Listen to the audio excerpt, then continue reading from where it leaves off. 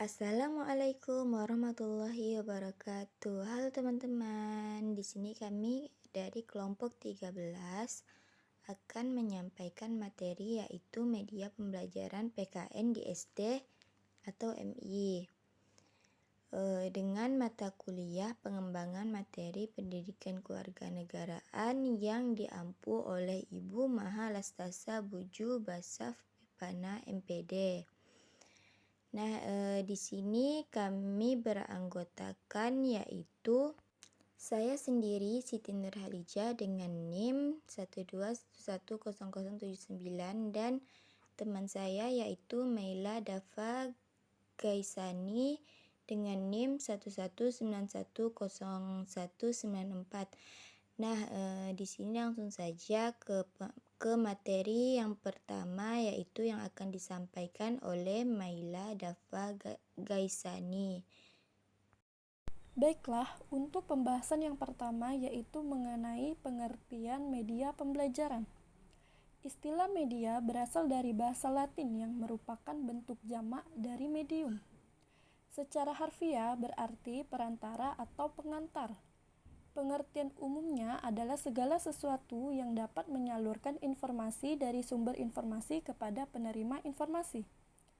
Jika dikaitkan dengan pembelajaran, media dimaknai sebagai alat komunikasi yang digunakan dalam proses pembelajaran untuk membawa informasi berupa materi ajar dari pengajar kepada peserta didik, sehingga peserta didik menjadi lebih tertarik dengan kegiatan pembelajaran.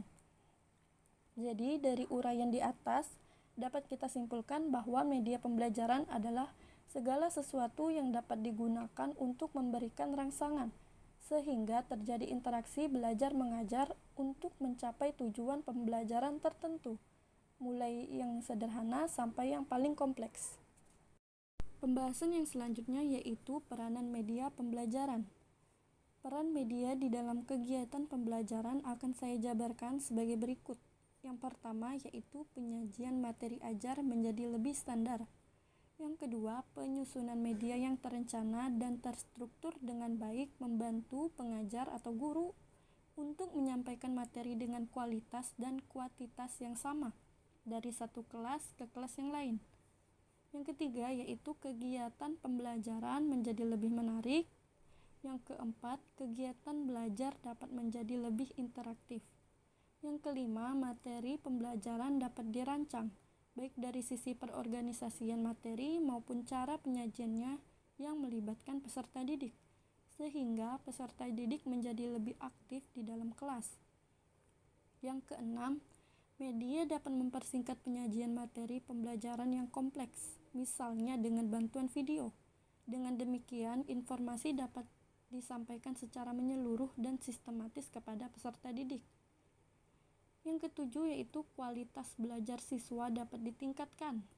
Yang kedelapan, penyajian pembelajaran dengan menggunakan media yang mengintegrasikan visualisasi dengan teks atau suara akan mampu mengkomunikasikan materi pembelajaran secara terorganisasi. Dengan menggunakan media yang lebih bervariasi, maka peserta didik akan mampu belajar dengan lebih optimal. Selanjutnya yaitu dengan media yang makin lama makin canggih, maka kegiatan pembelajaran tidak hanya dilakukan di dalam kelas saja, tetapi dapat di mana saja. Misalnya dengan telekonferensi, pengajar dari luar kota dapat memberikan materinya, atau dengan CD, peserta didik dapat mengikuti proses pembelajaran melalui media secara mandiri, sesuai dengan kebutuhan mereka. Hal ini seperti halnya Anda yang jarak jauh dapat menggunakannya. Jadi, dari paparan di atas dapat diketahui bahwa media pembelajaran berperan untuk membantu mewujudkan tujuan pembelajaran. Media pembelajaran dapat mengatasi permasalahan-permasalahan yang menyangkut pembelajaran.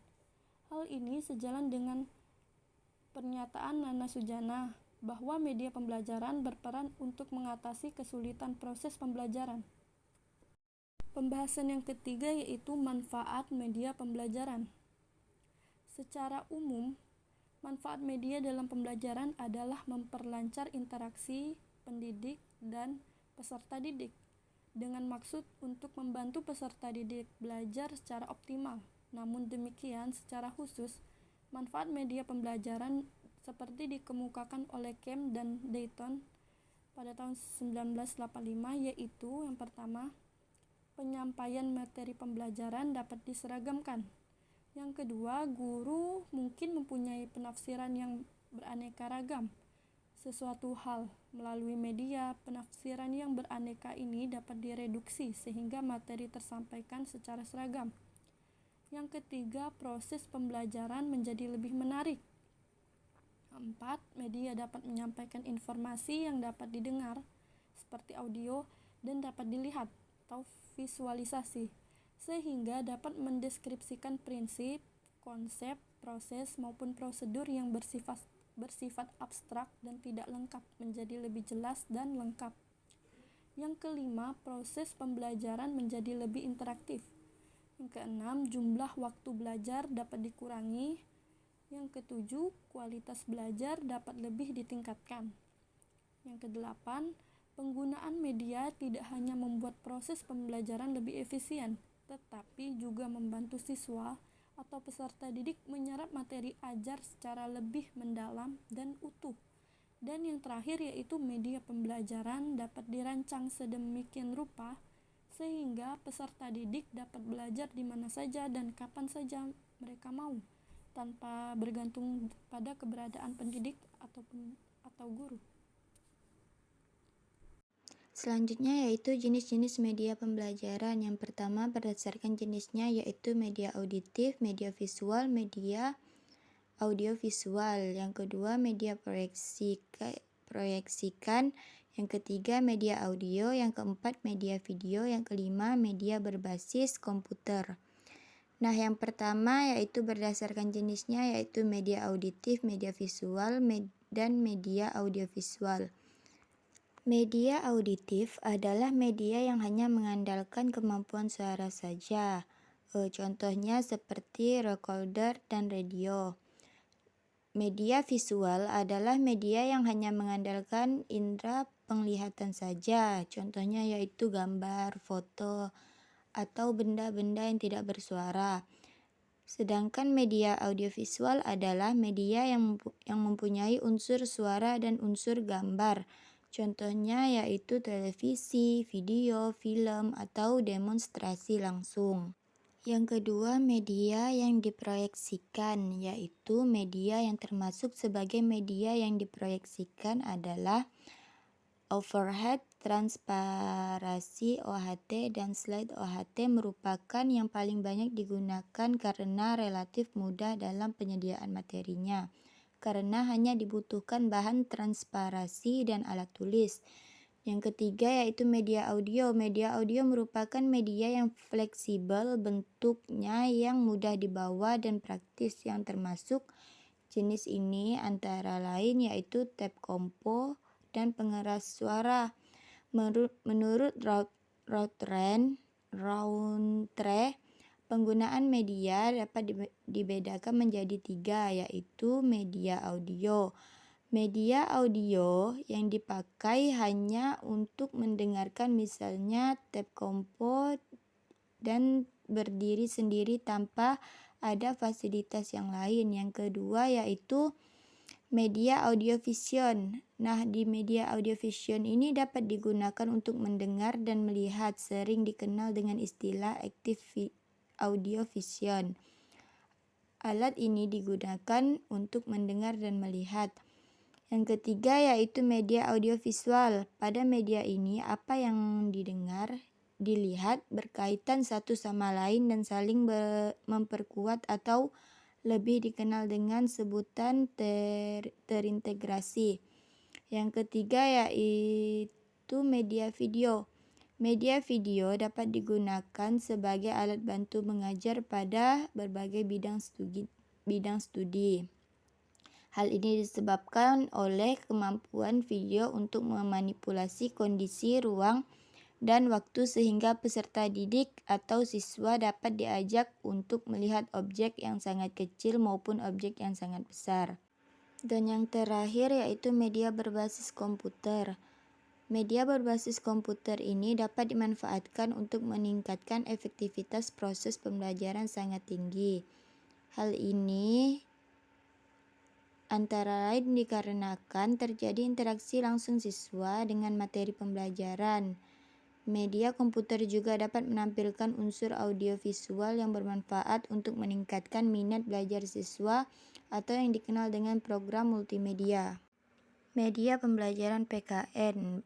Fungsi media pembelajaran PKN yaitu media pembelajaran sebagai alat bantu dalam pembelajaran dan media pembelajaran sebagai sumber belajar.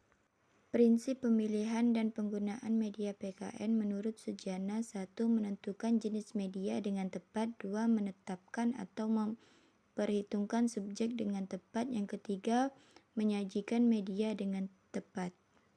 Dasar pertimbangan pemilihan dan penggunaan media PKN di STMI. Agar pembelajaran yang dipilih itu tepat, di samping memenuhi prinsip-prinsip pemilihan, juga terdapat beberapa faktor kriteria yang harus diperhatikan. Yang pertama, objektivitas. Objektivitas seorang guru harus objektif.